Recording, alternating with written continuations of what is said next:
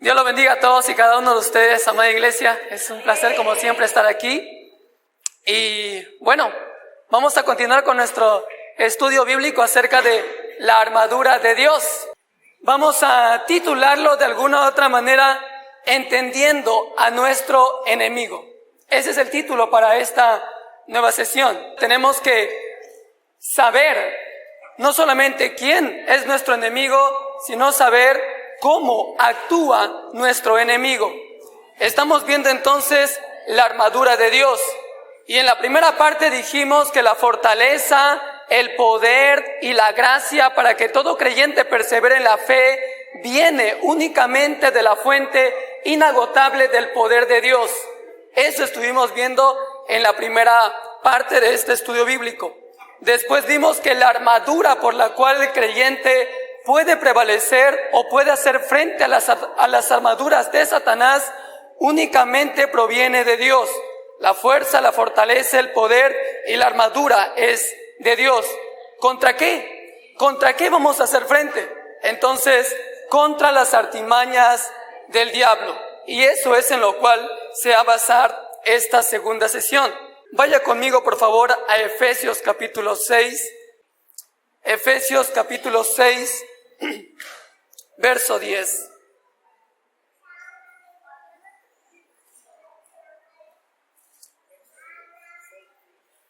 Efesios capítulo 6, verso 10, dice la palabra: por último, fortalezcanse con el gran poder del Señor. Pónganse toda la armadura de Dios para que puedan hacer frente a las artimañas del diablo. Verso 12, porque nuestra lucha no es contra seres humanos, sino contra poderes, contra autoridades, contra potestades que dominan este mundo de tinieblas, contra fuerzas espirituales malignas en las regiones celestiales. Ahí nos vamos a quedar por el día de hoy. Este versículo 12 es fundamental para conocer no solamente quién es nuestro enemigo, estas fuerzas espirituales, sino también cómo actúan y por medio de qué, para poder vencerlas cada vez que le hagamos frente. Así que vamos a orar para que el Espíritu Santo sea guiando este momento de enseñanza. Amado Padre Celestial, la sabiduría, la fortaleza y el poder viene de ti, Señor. Padre Celestial, tú eres grande y poderoso. Gobierna sobre toda nuestra vida, Señor. Gobierna sobre tu iglesia. Amado Señor, hoy te pido, Señor, que abras nuestro entendimiento por medio de tu Espíritu Santo. Tu palabra dice que tú abres el entendimiento de cada uno de nosotros para poder comprender tu revelación. Amado Señor, hoy pido, Señor, estamos como niños delante de ti, anhelando tu palabra, deseando tu palabra, Padre Celestial. Estamos como Pedro, Señor, que dijo: ¿a dónde iré, Señor, si solamente tú tienes palabras de vida eterna?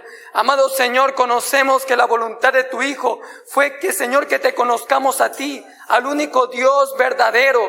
Asimismo, Señor, esta promesa es cumplida cuando tu iglesia anhela tu palabra y anhela escuchar tu voz por encima de todo. Amado Señor, te ruego que limpies mis manos, limpia mis labios y mi mente, que todo lo que hoy se hable sea solamente tu palabra. Amado Señor, que tu voluntad sea expuesta delante de tus santos hijos aquí presentes, Señor. Que no solamente seamos oidores, sino hacedores de tu palabra. Anhelamos ser transformados, renovados nuestra mente y cada día más asemejarnos a la imagen de tu Hijo, Jesucristo. Pongo, Señor, esta enseñanza en tus manos y sé tú, oh Dios, tocando los corazones a través de tu palabra. En el nombre maravilloso de tu Hijo, Jesucristo. Amén. Amén. En la anterior sesión vimos que nuestra guerra que tenemos los creyentes no es la guerra que libra el mundo. Asimismo, las armas con las que lucha el creyente no son las mismas armas con las que lucha el mundo, ya que el creyente tiene una guerra no física, sino una guerra espiritual, ya que el creyente no tiene armas físicas como una metralleta, una pistola, sino tiene las armas espirituales que es la palabra, la oración, la convicción de fe y el evangelio. Entonces, son muy distintas guerras. Y así como la guerra y las armas son distintas a las del mundo, también nuestros enemigos son distintos. Entonces, vamos a conocer en esta segunda parte, en el versículo 12, primeramente nuestra lucha. Dice, porque nuestra lucha no es contra seres humanos, sino contra poderes, contra autoridades y contra potestades que dominan este mundo de tinieblas. Ahora, ¿quiénes son estas potestades y seres espirituales que habla la Biblia? ¿De dónde procedieron? ¿Cómo comenzó todo esto de las potestades y huestes espirituales que batallan contra los creyentes? Bueno, comenzó con un personaje, un querubín protector del trono de Dios, un ángel del más alto rango que tú te puedas imaginar. Era alguien que tenía acceso al trono de Dios. Este era un querubín grande, perfecto y hermoso. Fíjate, en esta parte de Ezequiel capítulo 28, solamente para darte un poquito de contexto, Dios le está hablando a Ezequiel y ahora Dios le está diciendo a Ezequiel que le diga a la ciudad de Tiro que va a ser condenada. Y luego se va a su rey y le dice también, dile al rey de Tiro que lo voy a condenar por su orgullo. Y en esta última parte, en el versículo 11, Dios declara qué castigo le dará al rey de Tiro, prefigurando al rey de Tiro en la historia de Satanás. Fíjate el versículo 11. El Señor me dirigió la palabra, dice Ezequiel, hijo de hombre, entona una elegía al rey de Tiro y adviértele que así dice el Señor omnipotente. O en otra versión dice, levanta endechas sobre el rey de Tiro. Esta endecha que se habla aquí, si quieres saber el significado, significa declarar una verdad en forma poética. Es como hacer una analogía de lo que le ocurrirá a este rey. ¿Sabes qué, Ezequiel? Quiero que declares esto. Esto es lo que le va a ocurrir al príncipe de Tiro si sigue con su orgullo. Entonces, Dios va a empezar a hablar de aquel querubín, diciendo todo lo que este querubín tuvo que pasar y también el castigo que le dio en el principio. Dice, eras un modelo de perfección, lleno de sabiduría y de hermosura perfecta. Este no era cualquier querubín, tenía una perfección en su sabiduría y de hermosura perfecta. Algo que tenemos que entender, amados hermanos, es que Satanás, si es verdad, no es omnisciente, no tiene todo el conocimiento acerca de todas las cosas. Satanás sabe muchas cosas y eso tienes que saberlo. Hay una frase que dice, más sabe el diablo por viejo que por sabio. Y eso es cierto. Satanás estuvo desde la fundación del mundo viendo cómo todo se creó. Eso es lo que en unos momentos vamos a estar viendo. Su sabiduría proviene de los años en los cuales él existió. Entonces dice que él era lleno de sabiduría y de hermosura perfecta. Una cosa más que se nos dice en el versículo 13. Estabas en Edén, en el jardín de Dios. El rey de Tiro nunca estuvo en el Edén. Es imposible que un rey humano haya estado en el Edén. Entonces está hablando de Satanás. Estabas en Edén, en el jardín de Dios. Ahora, él no estaba como serpiente. Dice, adornado con toda clase de piedras preciosas. Rubí, crisólito, jade, topacio, cornalina, jaspe, zafiro, granate y esmeralda. Tus joyas y encajes estaban cubiertos de oro y especialmente preparados para ti desde el día en que fuiste creado. Fíjate, este querubín, con toda su hermosura y sabiduría, estaba habitando en el jardín de Dios, en el Edén. No solamente protegía el trono de Dios, sino tenía como morada el jardín de Dios. Es un privilegio tremendo. Pero por encima de toda la magnificencia que pudiera haber tenido, por encima de todo el poder que se le había dado, fíjate lo que dice la última parte, desde el día en que fuiste creado. Y esto es algo que a los cristianos se nos olvida. Nunca te olvides que Satanás fue creado, es una criatura. Hace poquito vi una imagen donde Jesús estaba así y Satanás estaba así de la otra mano. Y arriba decía, ¿quién ganará? En signo de interrogación. ¿Sabes? Esa imagen me pareció la más ridícula que he visto en toda mi vida. No es lo que ocurre. Satanás es una criatura, Jesús es Dios. Si la imagen sería cierta, el brazo de Satanás ya estuviese fulminado. Nunca vas a encontrar a Jesús bajando y tirándose a puños con Satanás. En el Apocalipsis, Jesús baja y dice que con los dichos de su boca, un simple ángel viene, encadena a Satanás y lo manda al abismo. Y se acabó. Ni siquiera se ensució las manos. Satanás es una criatura. Él fue creado. Él tiene un poder, sí, pero lo tiene limitado. Veamos qué más nos dice de este querubín. Versículo 14. Fuiste elegido, querubín protector, porque yo así lo dispuse. Él fue elegido para un cargo específico por Dios. Este querubín grande fue escogido como protector. ¿Protector de qué? Del trono de Dios. Cuando Moisés hace el arca del pacto que representa la presencia de Dios, dice, pon querubines que lo resguarden. Esa era la función de los querubines, resguardar el trono de Dios, la presencia de Dios. Ahora, esto nos deja una enseñanza. No quisiera que te vayas aquí con mucha teoría en la cabeza, pero poca práctica. Esto debe ser una enseñanza para ti. Ministros de alabanza, líderes, futuros pastores, futuros evangelistas, futuros líderes que me escuchan, un gran privilegio demanda una gran responsabilidad. Y esto es lo que quiero que entiendas. Este querubín tenía el privilegio, la responsabilidad de proteger el trono de Dios. Si tú eres un ministro de alabanza, tú tienes la responsabilidad, el privilegio de atraer la presencia de Dios en los corazones de aquellos que escuchan la adoración y la alabanza. Y no puedes perder de vista ello.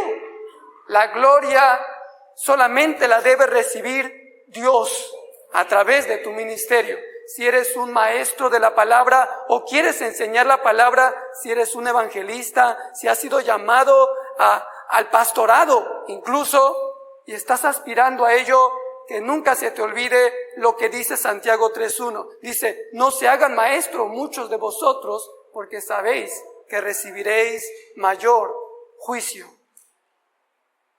Y Jesús va a decir, al que mucho se le dio, también mucho se le exigirá. Estar parado aquí, créeme, es un privilegio, pero más que un privilegio, es una responsabilidad tremenda. Es una responsabilidad tremenda.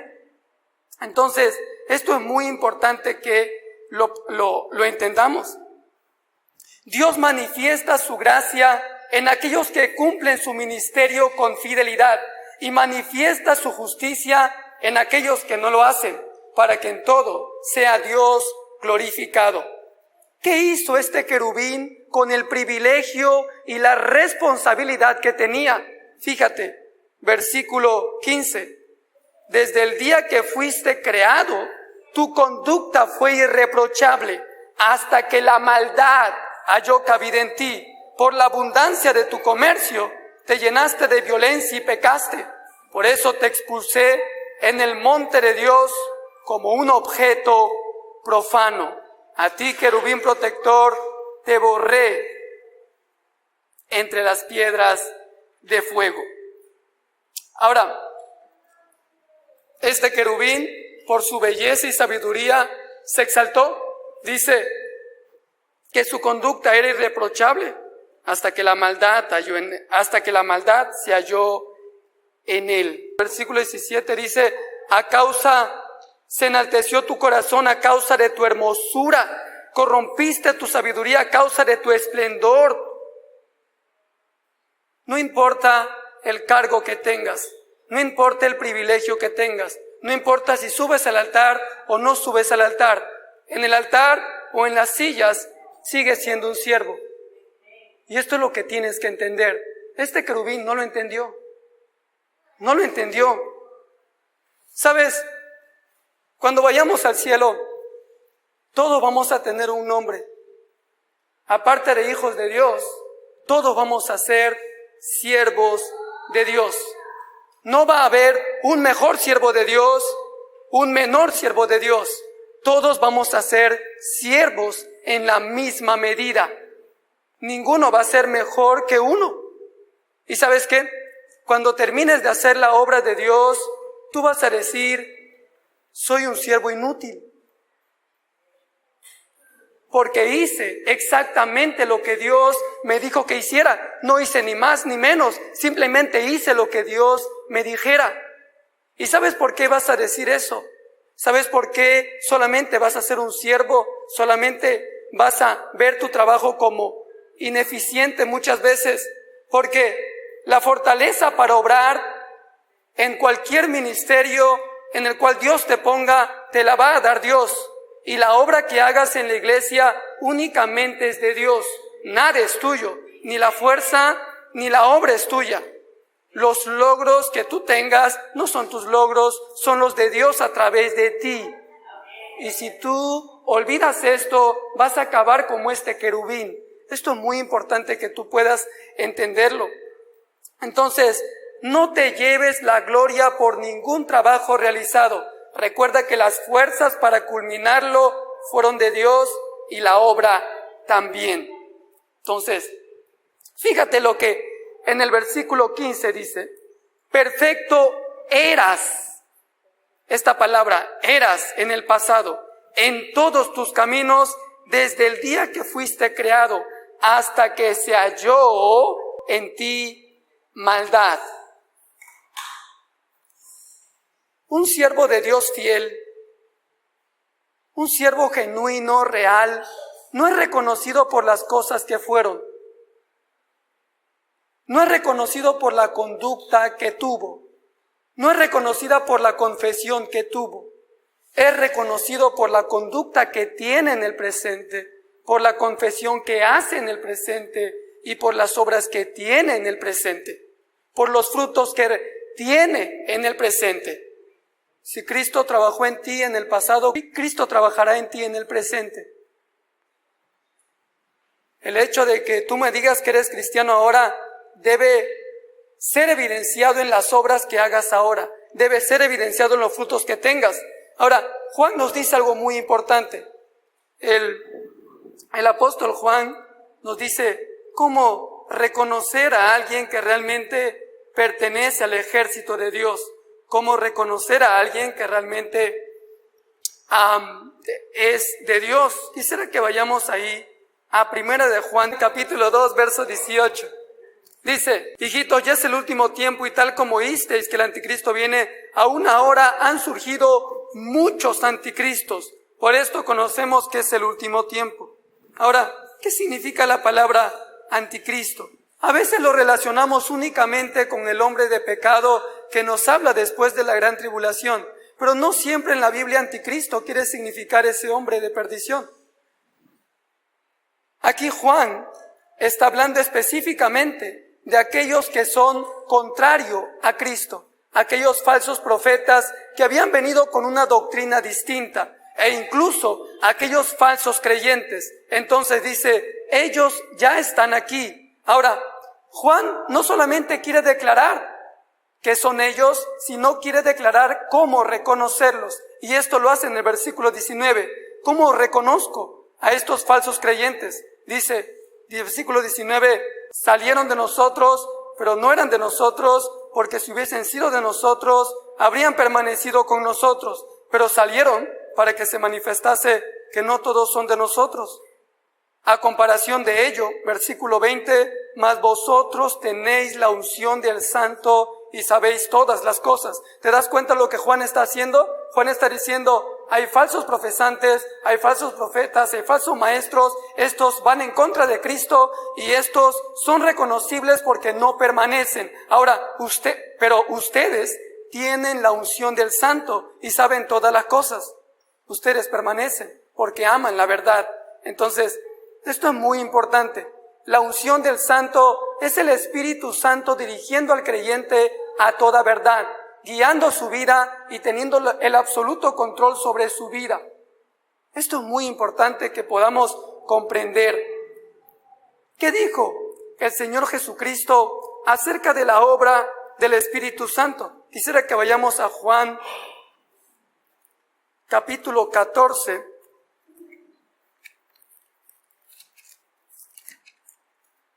Capítulo 14, verso 15. Esto dijo Jesús que pasaría cuando el Consolador vendría a la vida de un creyente. Juan 14, 15 dice, si me amáis, guardad mis mandamientos, y yo rogaré al Padre, y os dará otro Consolador para que esté con vosotros para siempre. Esta es la promesa del Hijo hacia aquellos a los cuales el Consolador vendría. Dice, para que esté con vosotros para siempre.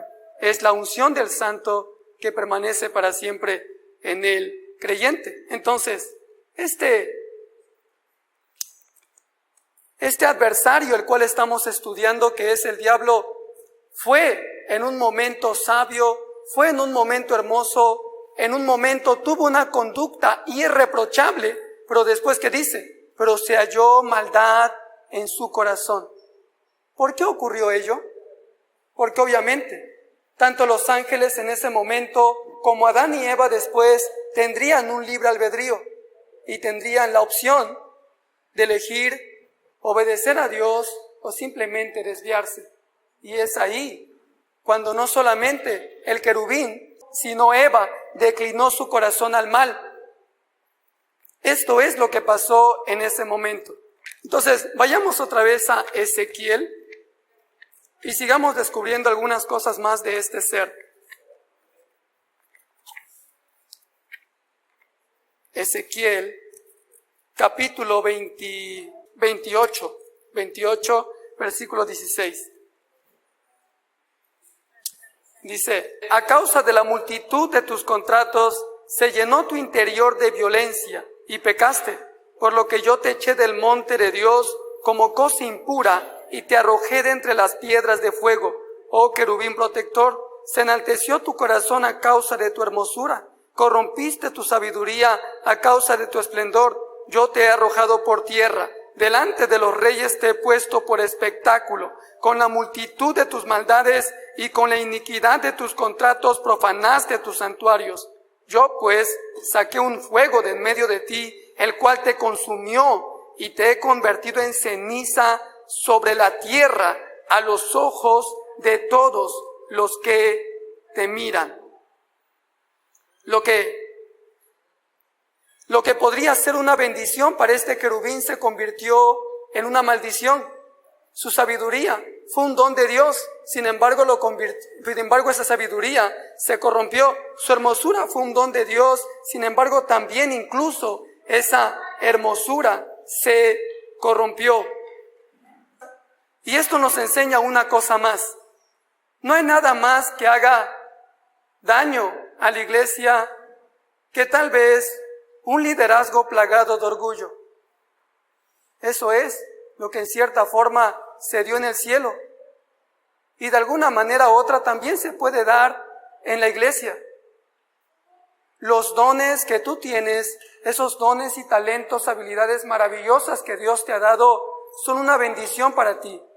Pero muchas veces, en la perfección de aquel don o talento, puede llevarte a acumular orgullo en tu alma, en tu corazón.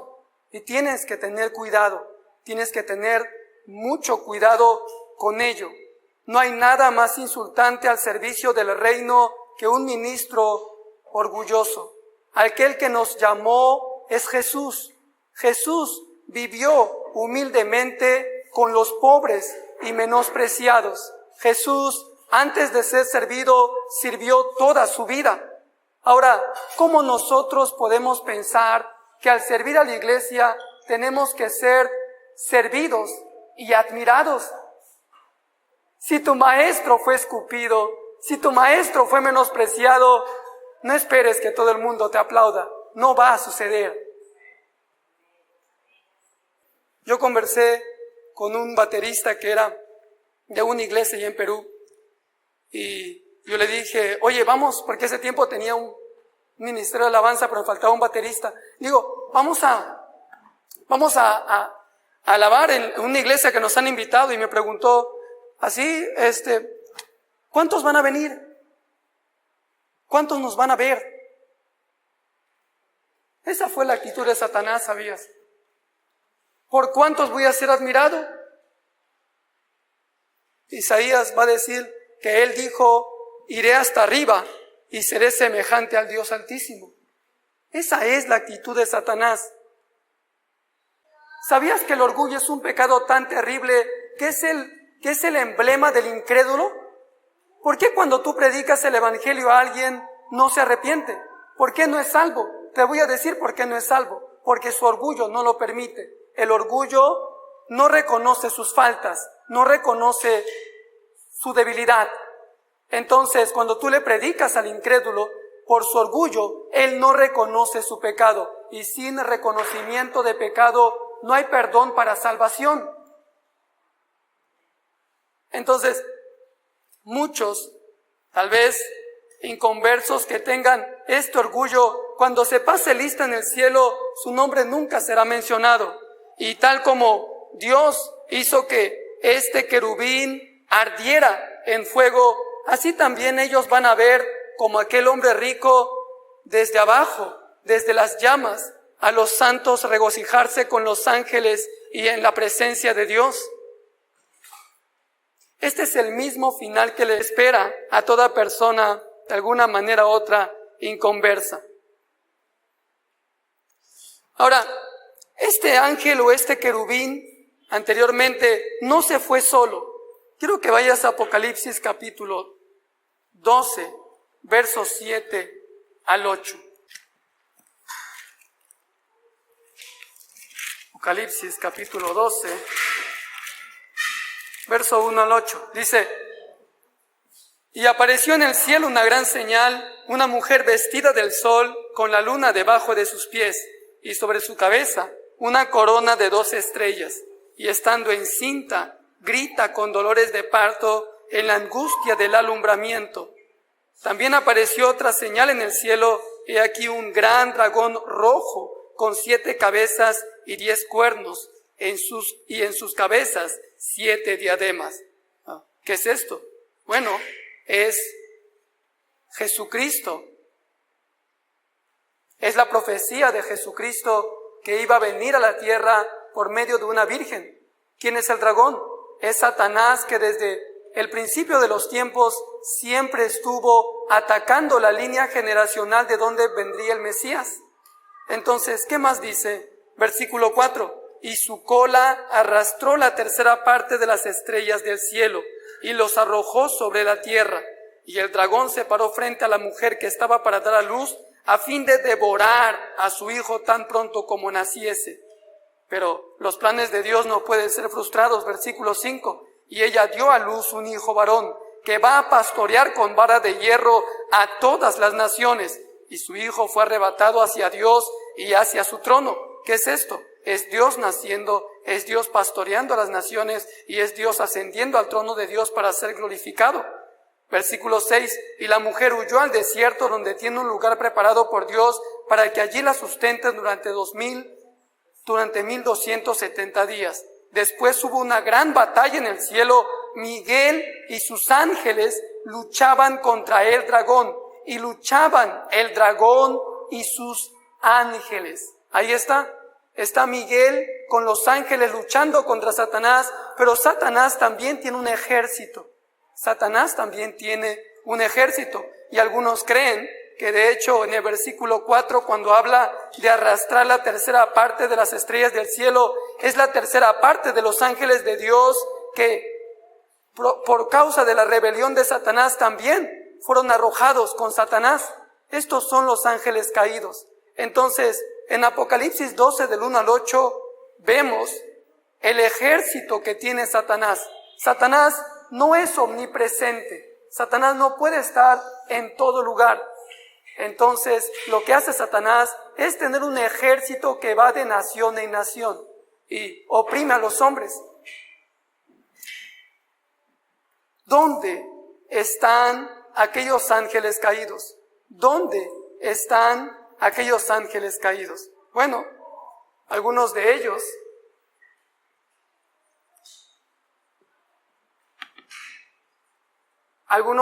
están en cárceles eternas. Sí. Y esto lo vemos en Judas capítulo 1, verso 6. Judas capítulo 1, verso 6. Dice: y los ángeles que no mantuvieron su posición de autoridad, sino que abandonaron su propia morada, los tiene perpetuamente encarcelados en oscuridad para el juicio del gran día. Entonces, estos son algunos de los ángeles. Judas capítulo 1, verso 6 nos dice que algunos de ellos están encarcelados. Ahora, usted se acordará tal vez de el endemoniado gadareno, ¿cierto? Cuando Jesús simplemente expulsa a ese demonio y ese demonio le dice: simplemente déjame ir a los cerdos. Hay demonios que están de alguna manera en la tierra y poseen a las personas o influyen en sus pensamientos. Y esto voy a solamente citarlo aquí. No vamos a buscarlo porque de hecho después lo vamos a buscar para otra enseñanza. Pero hay algunos que están en la tierra. Y esto podemos verlo en la historia del Gadareno, que se encuentra en Lucas capítulo 8. Versos 26, si no me equivoco, creo que es hasta el 32. Ahora, hay otros que están en un lugar llamado abismo. Vamos a ir a 2 de Pedro capítulo 2, verso 4.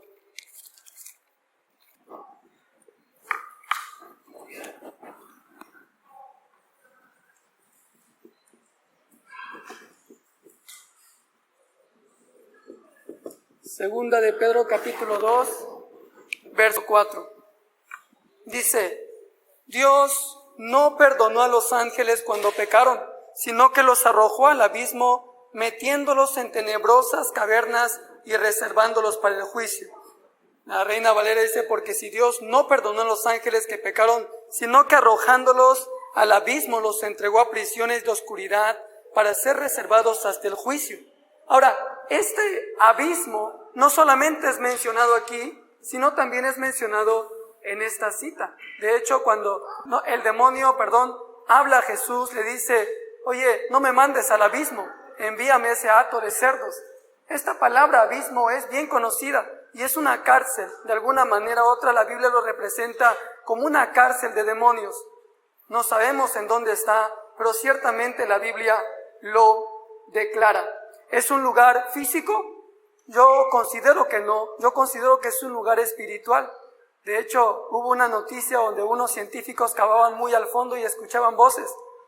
Luego se descartó la noticia porque de hecho las voces surgían de una mezcla de sonidos de black metal.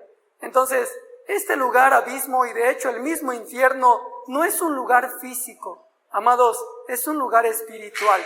Y esto es lo que tenemos que comprender. Ahora, estos son nuestros adversarios. No solamente está el diablo, sino también sus ángeles caídos. Volvamos a Efesios capítulo 6, versículo 12 del capítulo 6. Dice: porque nuestra lucha no es contra seres humanos, sino contra potestades, contra principados, contra los dominadores de este mundo de tinieblas, contra huestes espirituales de maldad en las regiones celestes. Ahora, cuando hablo de potestades y principados, habla exclusivamente de aquellos demonios que tienen un poder tan grande que pueden influir en el mundo. Ahora, ciertamente, cuando vamos a Efesios capítulo 1, verso 2, dice que estábamos muertos en nuestros delitos y pecados. Ahí nada más al costado, solamente es al costado, Efesios capítulo 1, verso 2, dice: Él os dio vida a vosotros cuando estabais muertos por vuestros delitos y pecados, en los cuales anduvisteis en otro tiempo, siguiendo la corriente de este mundo, conforme al príncipe de la potestad del aire, el espíritu que ahora actúa, y esto es muy importante, el espíritu que ahora actúa en los hijos de desobediencia. A mí me preguntan: Andrés, ¿crees que hay una conspiración mundial de una élite que se está levantando en contra de los niños y la familia? Yo considero que sí la hay. Pero nuestros enemigos más directos no son exclusivamente las personas impulsando eso, sino es estas huestes actuando por medio de ellas. Y eso es lo que nos dice la palabra, no lo estoy inventando. Dice que este espíritu actúa en los hijos de desobediencia. Padres de familia, más que todo, estén alertas. Hay una élite, sí hay una élite. Hay una organización que está en contra de la familia y los valores tradicionales de la misma.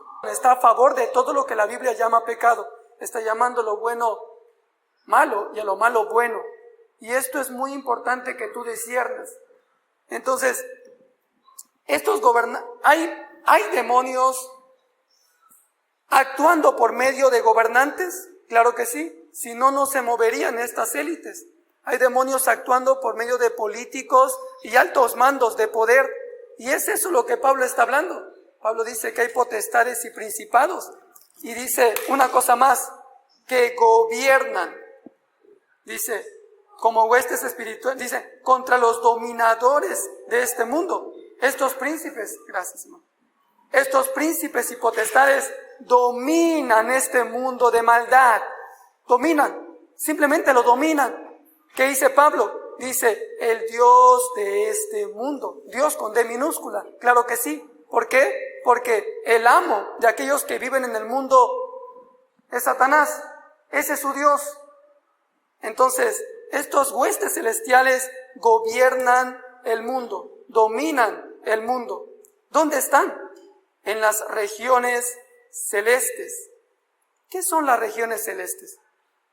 Algunos piensan que es de alguna manera un segundo cielo donde no podemos conocer. Considero que estas regiones celestes, cuando Pablo habla así, quiere hablar acerca de la superioridad. ¿En dónde están estos demonios? Pablo está diciendo, estas huestes espirituales se encuentran en un rango de poder mucho mayor al de ustedes como seres humanos. Fíjate lo que dice en Efesios capítulo 1, verso 3. Dice, alabado sea Dios, Padre de nuestro Señor Jesucristo, que nos ha bendecido en las regiones celestiales con toda bendición espiritual en Cristo. Ahora, no dice, si nosotros pensaríamos que es un lugar exclusivamente para demonios, entonces diríamos que nos ha bendecido en medio de donde están los demonios. No. Pablo está diciendo, los ha bendecido en el lugar más alto, con toda bendición espiritual para con Dios. Una prueba más de que eso significa lo que estoy diciendo. Versículo 20, anda al capítulo 1, verso 20. Pablo también usa la misma expresión. Dice que Dios ejerció en Cristo cuando lo resucitó de entre los muertos y lo sentó a su derecha en las regiones celestiales. ¿Te das cuenta? Es la misma palabra. Entonces, en el versículo 3, Pablo está diciendo, Dios los ha bendecido en un lugar muy alto, superior a todas las bendiciones. Y en el versículo 20, Pablo está diciendo que Jesús fue exaltado a la derecha de Dios en el lugar más alto. Las regiones celestiales determinan un lugar más alto, superior. Entonces, Satanás de alguna otra manera y los demonios están a un nivel más alto que inclusive los seres humanos como criaturas. Sin embargo, es de entender Para el inconverso, Satanás es una amenaza la cual no puede derrotar, pero para el creyente, Satanás simplemente es una piedra más la cual siempre vamos a vencer con el Señor. Y eso es algo que muy importante que comprender. ¿Cómo actúa Satanás? ¿Cómo actúa?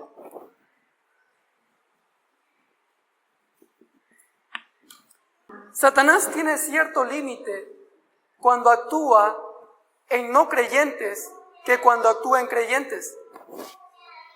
Primero vamos a ir a 2 de Corintios, capítulo 4, verso 4. 2 de Corintios, capítulo 4, verso 4.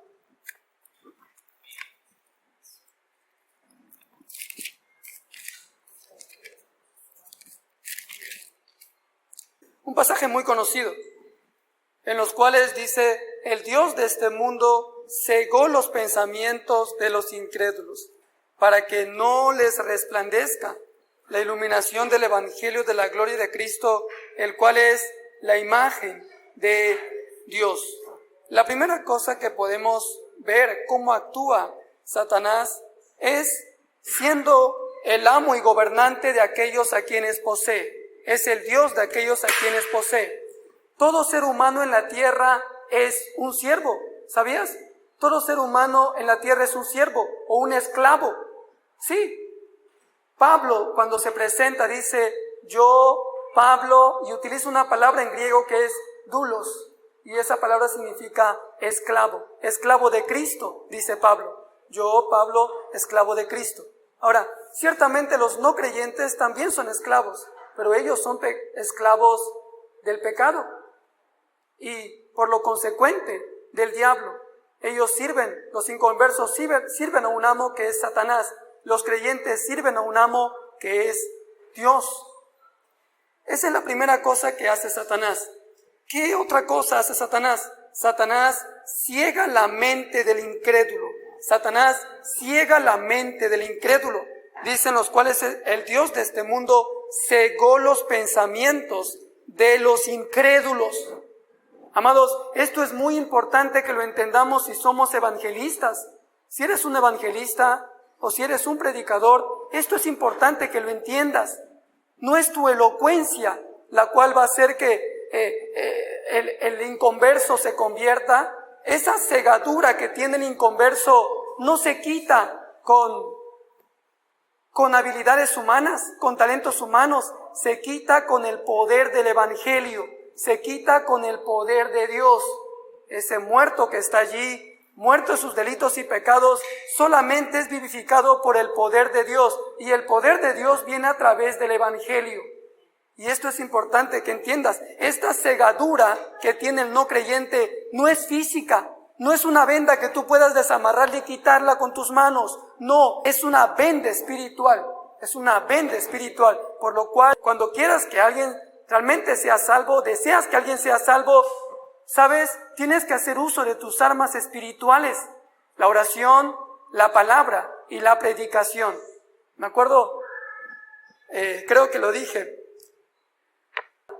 Estuve sumergido 3 años en las drogas. Y cuando mi mamá en los últimos años, cuando me miró cara a cara y me dijo, ¿sabes qué, Andrés? Ya no voy a gritarte, ya no voy a pelear contigo, ni siquiera voy a discutir. ¿Sabes qué voy a hacer?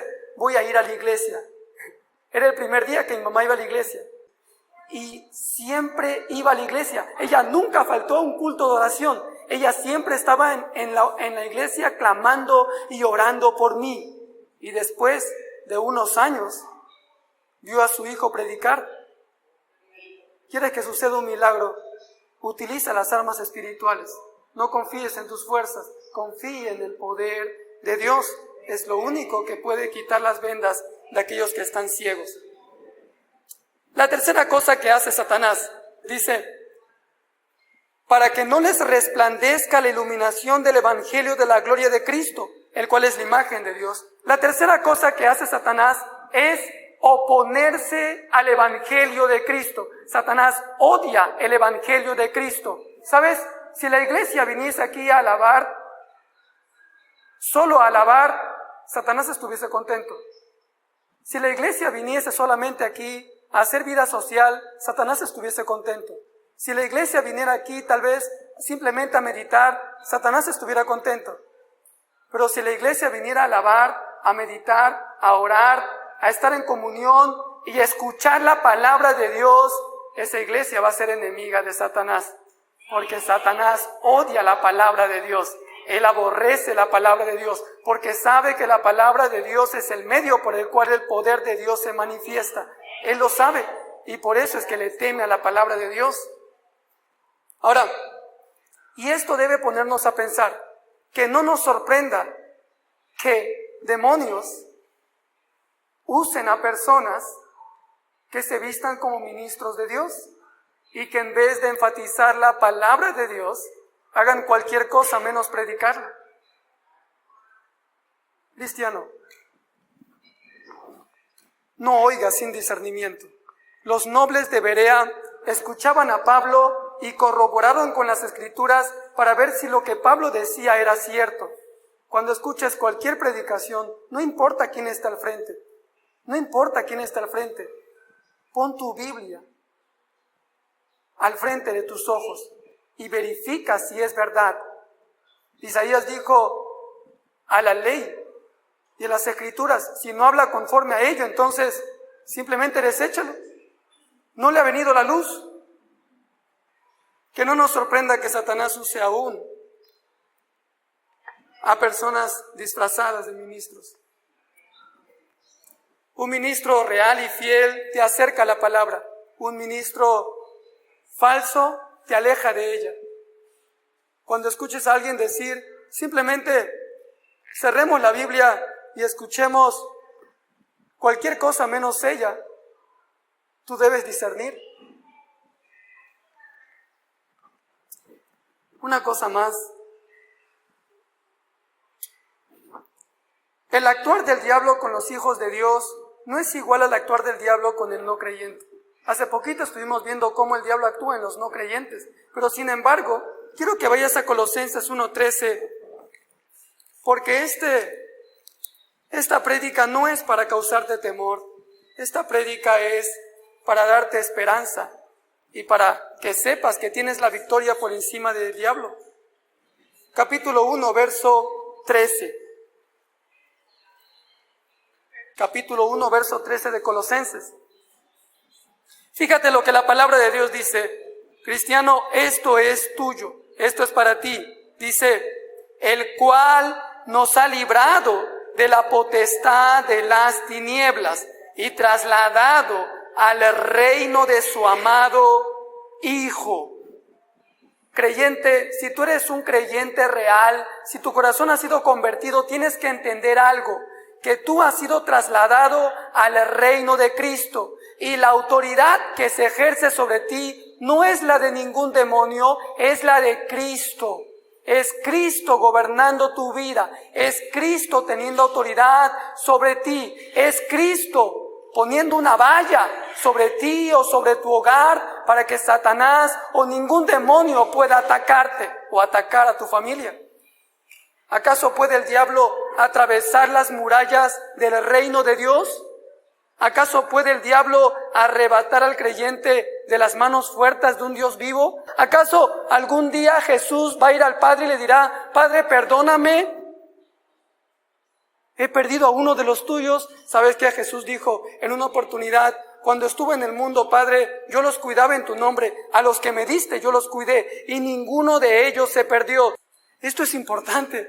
Es la autoridad de Cristo sobre tu vida. Es el gobierno de Cristo sobre tu vida. Estás en el reino de Cristo y las murallas del reino cubren tu vida. La sangre preciosa de tu Salvador te libró de la potestad de Satanás. Satanás no tiene ninguna autoridad sobre ti. ¿Qué pasó cuando Satanás quiso tocar la vida de un siervo de Dios en el Antiguo Testamento como Job? Satanás subió a los cielos y tuvo que, de alguna manera u otra, decirle a Dios, Dios, mira a ese siervo, tú piensas que te ama, pero no te ama. Vas a ver que yo le haga una de estas cositas y él simplemente va a perder la confianza en ti. Y entonces Dios le dijo, te concedo que hagas ciertas cosas, pero no toques su vida. Y en ese momento Satanás bajó y hirió al siervo de Dios. ¿Te das cuenta? Satanás tuvo que subir al cielo, pedir permiso a Dios y dañar a un siervo de Dios. ¿Qué pasó cuando Satanás quiso zarandear la vida de Pedro? ¿Qué pasó? Jesús le dijo, Pedro, Satanás ha pedido tu vida para que seas zarandeado, pero yo he rogado para que tu fe no falte. Jesús sabía, porque Satanás había ido al trono de Dios y le había dicho, voy a zarandear a Pedro. Y Dios dijo, bueno, entonces a él no le va a faltar la fe en medio de la prueba. Y de hecho a Job tampoco le faltó la fe en medio de la prueba. Job perseveró hasta el final. Una cosa más, aún cuando los romanos apresaron a Jesús, lo latigaron y los judíos lo escupieron y le pusieron una corona de espinas y lo hicieron muerto, aún en ese momento, aún esas circunstancias fueron determinadas por la mano y el consejo de Dios. Esto es lo que dice Hechos 3, 17 al 18. Voy a poner aquí los ejemplos para que puedas de alguna manera u otra anotarlos. El ejemplo de Job, el ejemplo de Pedro, Lucas 22, 31. Perdón si lo hago muy pequeño. Lucas 22, 31 es el ejemplo de Pedro. Hechos 3, 17 es el ejemplo de Jesús.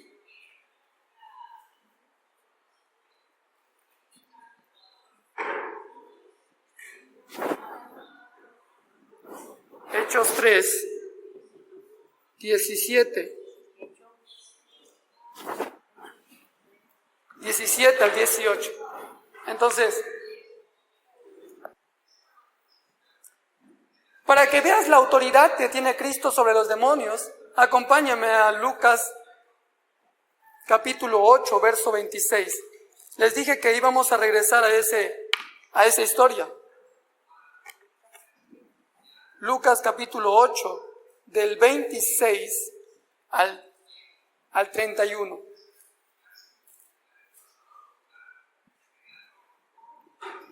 Esta es la autoridad de tu Señor. Lucas capítulo 8, verso 26. Navegaron hacia la región de los Gadarenos, que está en la ribera opuesta de Galilea. Al salir en la tierra, vino a su encuentro cierto hombre de la ciudad, endemoniado desde hacía mucho tiempo, y no iba vestido de ropa alguna, ni vivía en una casa, sino entre las tumbas. Al ver a Jesús, lanzó un grito, cayó ante él y dijo a grandes voces, ¿qué tengo yo que ver contigo, Jesús, Hijo del Dios Altísimo? Te ruego que no me atormentes. Pues estaba conminando al espíritu inmundo a que saliera del hombre, porque se había apoderado de él muchas veces. Le ataban con cadenas y grillos y teniéndolo bajo custodia, pero rompía las ataduras y era impedido por el demonio hacia los lugares solitarios. Jesús le preguntó diciendo, ¿cuál es tu nombre? Él dijo, Legión, porque habían entrado muchos demonios en él. Versículo 31. Y le suplicaba que no les ordenara marcharse al abismo. Vemos a un demonio que, aún siendo demonio, se arroja a los pies de Cristo. ¿Te das cuenta? Es un demonio arrojándose a los pies de Cristo y diciendo, yo sé que tú eres el Hijo de Dios. Y aquí se cumple lo que Santiago dice, ¿cierto? Santiago dice que los demonios no solamente creen, sino que tiemblan. ¿Sabes qué? Jesús no tiene que pelear contra ningún demonio. Jesús ordena y el demonio tiembla. Esa es la realidad. ¿Por qué Dios permite el obrar de Satanás en el creyente? Esta es la gran pregunta. ¿Por qué Dios permite que el obrar de Satanás en el creyente? Número 1, para mostrar ante nuestros ojos su soberanía sobre las circunstancias. para mostrar su soberanía. Y para este punto vamos a ir a Job capítulo 42, verso 6.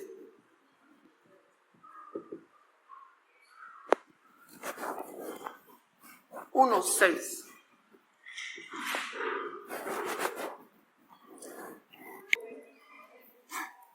Listo, dale.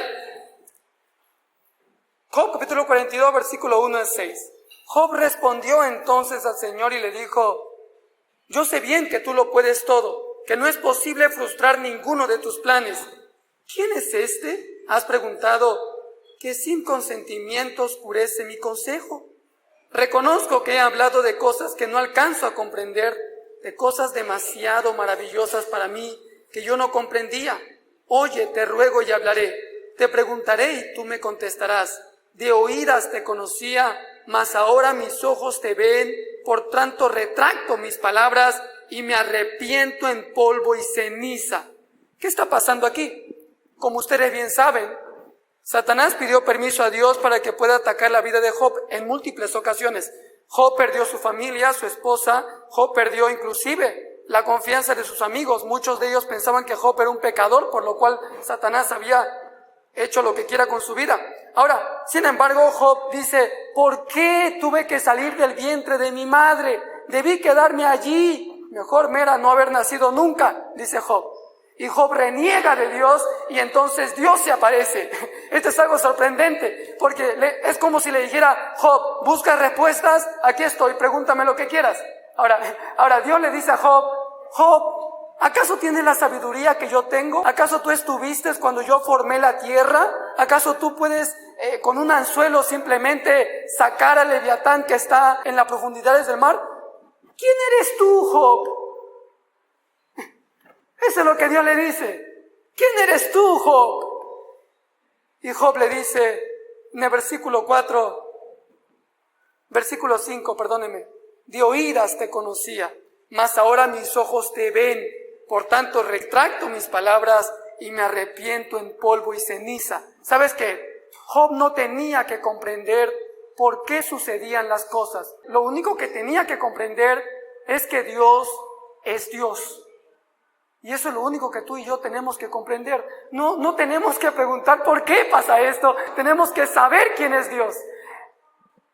Job no tenía que saber el por qué le pasaban las cosas. Job tenía que saber que su Dios era soberano. Eso es lo único que tienes que entender. Cuando las aflicciones y problemas vengan y cuando veas una situación difícil, no tienes que preguntarte por qué. Tienes que entender que tu Dios es soberano y está en cualquier circunstancia. Entonces, Dios permitió que Satanás toque la vida de Job para que Job comprenda que aún la situación más difícil que pudiera vivir estaba siendo cuidada y controlada por Dios mismo. Job, yo soy mayor que tus pensamientos. Job, yo soy mayor que todo lo que tú puedas ver. Y entonces Job le dice: perdóname, Señor. Ahora me arrepiento y mis ojos te ven. Muchas veces Dios permite las circunstancias difíciles para luego glorificarse a través de esa circunstancia difícil. Y sabes, Dios a veces permite la enfermedad para glorificarse a través del milagro de sanidad. ¿Sabías eso? Y eso es lo que tenemos que comprender. Ahora, punto número 2. Para fortalecer nuestra fe.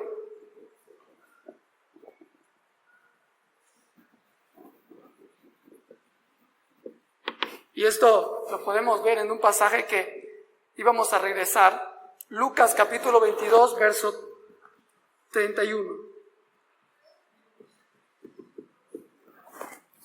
¿Sí es? Verso 31. Este es Jesús hablando y dice: dijo también el Señor: Simón, Simón, he aquí que Satanás ha solicitado poder para zarandearos como a trigo, pero yo he rogado por ti para que tu fe no falle, y tú, cuando te hayas vuelto, fortalece a tus hermanos. ¿Te das cuenta? Jesús, entendiendo que Satanás iba a zarandear a Simón, sin embargo, dice que Satanás había solicitado para poder zarandear a Pedro. Entonces, pero Jesús le dice: pero yo he rogado por ti para que tu fe no falle. Cuando hayas vuelto, fortalece a tus hermanos. En pocas palabras, Pedro, cuando vuelvas de la prueba, vas a tener una fe mucho más fuerte. Y de hecho, no lo vamos a buscar, pero Pedro aprendió de ello. Pedro aprendió de ello. Si tú, en Pedro 1:7, Pedro dice, porque nuestra fe es probada como por fuego, y cuando es pasada por fuego, es como oro refinado, mucho más hermoso, dice Pedro. Pedro aprendió de ello. Pedro aprendió de la prueba que le vino. Entonces, esta es la segunda para fortalecer nuestra fe. Tercera y esta última, para no pensar más de lo que somos. Para no pensar más de lo que somos. Segunda de Corintios 12, de 6 al 9. Sí. Capítulo 12, del 6 al 9. Sin embargo, si quisiera gloriarme, no sería insensato, porque diría la verdad, pero me abstengo de ello para que nadie se forme de mí una idea superior a lo que en mí ve u oye de mí, y para que por la grandeza de las revelaciones no me exaltase desmedidamente, me fue dado una espina en mi carne, un mensajero de Satanás que me abofetee, para que no me enaltezca sobremanera, respecto a lo cual 3 veces he rogado al Señor que lo quite de mí, y me ha dicho, bástate mi gracia, porque mi poder se perfecciona en la debilidad. Por tanto, de muy buena gana me gloriaré, más bien en mis debilidades, para que habite en mí el poder de Cristo. ¿Sabes? Pablo expulsó a muchos demonios, Pablo sanó muchas enfermedades con el poder de Dios. Sin embargo, aquí está un Pablo siendo bofeteado por un mensajero de Satanás y rogándole al Señor que lo quite. Y el Señor le dice, lo siento, Pablo, no. ¿Pero por qué? Para que no pienses más de ti de lo que debieras. Pablo tenía una inclinación a enorgullecerse de las revelaciones que tenía, y entonces necesitaba ser humilde. Y a veces Dios nos hace humildes por medio de las pruebas. Mi primer sermón en seminario fue un desastre, literalmente. Yo me paré con la Biblia en mi mano, y yo era el gran teólogo allí, era mi primer año en el seminario. Entonces uno entra con unos aires y levanta la Biblia y empieza, y esto, entonces yo me siento, y los hermanitos aplaudieron, y yo dije, aquí soy el más. Y mi profesor me dijo, Andrés, párese por favor. Me hizo parar y me dijo, 1, 2, 3, 4, 5. Y anotó todas las herejías que dije durante mi sermón. Y fueron 5. Me fui a mi casa y lloré lágrimas de sangre. Pero ¿sabes qué? Eso me enseñó a ser humilde. Y a veces Dios tiene que tratar con nosotros de esa forma. Con Pablo tuvo un trato muy especial. Permitió que un demonio de alguna manera esté allí recordándole su pasado, esté allí diciéndole, ¿sabes qué? Mira, tú no eres nada. Tú te bastas en la gracia única de Dios. Y entonces cuando Pablo era débil, Dios era fuerte en él. Si quieres ser fuerte, hazte débil en Cristo, y el poder de Cristo estará en tu vida. Si eres un creyente, Dios es tu Padre, y si Dios es tu Padre, Él no es un Padre irresponsable e indulgente con sus hijos. Él nos va a probar a cada uno de nosotros y nos va a disciplinar si así lo requiere, no para condenarnos, sino para santificarnos. Y con eso voy a terminar. Romanos 8, 28 al 39. Amén. Romanos 8, 28 dice, ahora bien, sabemos que todas las cosas cooperan para bien de los que aman a Dios, de los que son llamados conforme a su propósito. Todas las circunstancias obran para bien al Hijo de Dios. ¿Sabes por qué? Porque todas las circunstancias son controladas por su Dios soberano. Sigue. Versículo 33. ¿Quién acusará a los escogidos de Dios? Dios es el que justifica. ¿Quién acusará a los escogidos de Dios? Versículo 34. ¿quién es el que condena? Cristo es el que murió, más aún el que también resucitó, el que además está a la diestra de Dios, el que también intercede por nosotros. Pablo te está diciendo, ¿sabes qué? Cuando venga Satanás a condenarte por tus pecados pasados, recuérdale que Cristo pagó por esos mismos pecados. Recuérdale que Cristo tiene el poder y la autoridad por encima de cualquier demonio que venga a atacarte. Recuerda por quién murió Cristo. Murió por ti, murió por mí. Entonces, versículo 35 es un hermoso poema. Dice, ¿quién nos separará del amor de Cristo?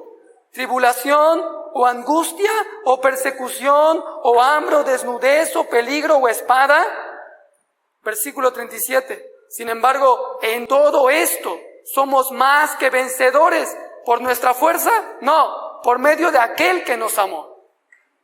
Por medio de aquel que nos amó. Pues estoy convencido de que ni la muerte, ni la vida, ni los ángeles, ni los demonios, ni lo presente, ni lo porvenir, ni lo alto, ni lo profundo, ni ninguna otra cosa creada nos podrá separar del amor de Dios que es en Cristo Jesús, nuestro Señor. Ahora te hago una pregunta. Después de haber escuchado creo que 1 hora esto, quiero hacerte la última pregunta. ¿A quién le temes? ¿A los ángeles? ¿A los demonios? ¿A la muerte? ¿A las circunstancias difíciles? ¿A los políticos terrenales? Teme a Dios, porque Dios tiene toda autoridad sobre toda circunstancia, sobre todo demonio, sobre todo ángel, sobre todo político, sobre todo lo creado. Vamos a orar unos minutos. Gracias, Señor, por tu verdad. Gracias, Padre Celestial, porque nos has dado la victoria, Padre Celestial. Gracias, Señor, porque solamente tú tienes toda autoridad sobre todo lo creado. Padre, mira estas preciosas almas, Señor, que te aman con todo su corazón. Señor, te ruego, Padre Celestial, que tú seas protegiéndolos en todo momento.